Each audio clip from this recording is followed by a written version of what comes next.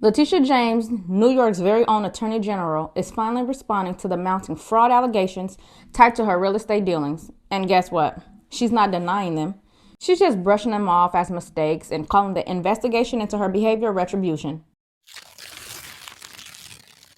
But before we get into this video, please be sure to like and subscribe as it helps support the channel, and tap the notification bell so you never miss an update. So Letitia James shows up at New York's Association for a Better New York, a power breakfast, a room full of elite donors and media insiders, and instead of addressing the fraud elephant in the room, she starts bragging about her legal record like she's on a campaign tour. We filed 21, 22, 23 lawsuits against this administration, she said, with pride. Because nothing says I'm innocent like using your legal authority to settle political scores and rack up brownie points with the media. Now here's where it gets good. Letitia James finally addressed the growing fraud allegations involving her New York property and shady mortgage situation. Take a listen. New York Attorney General Letitia James with some tough words against the Trump administration. She is forcefully defending herself from a mortgage fraud investigation launched by the Justice Department, and she spoke with political reporter Marcia Kramer. It was the first time New York Attorney General Letitia James spoke before the Association for a Better New York in 4 years, and she had a terse message for the city's movers and shakers about a probe launched by the Trump Justice Department into allegations of mortgage fraud. This investigation into me is nothing more than retribution. It's baseless. The probe centers on charges she falsified records related to her home in Brooklyn and loan documents for a Virginia property she was co-signing for a niece.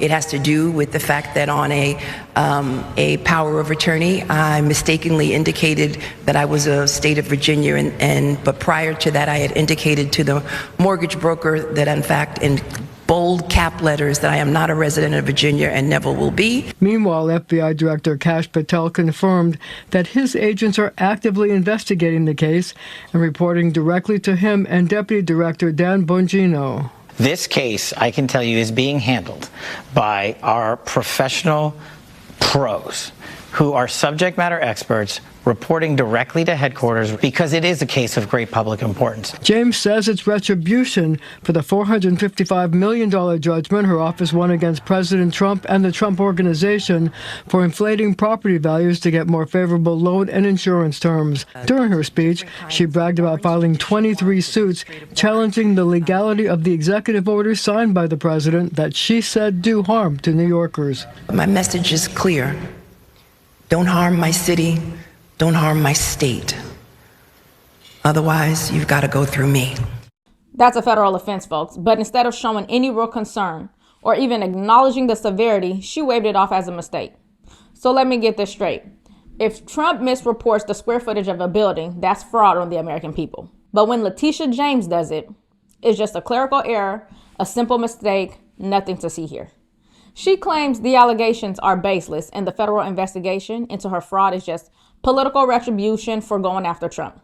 The woman who has made an entire career out of campaigning to get Trump is suddenly shocked that she's being scrutinized for her own financial dealings. She says it's retaliation, as if the grand jury in Virginia just woke up one day and said, you know what? I think we should ruin Letitia's week just for fun. Like, this isn't retribution, it's consequences. And if you're going to throw the legal book at others, then you better hope your own closet isn't bursting with skeletons and fake mortgage filings. Now, Letitia James said Trump should be disqualified from business in New York over fraudulent intent.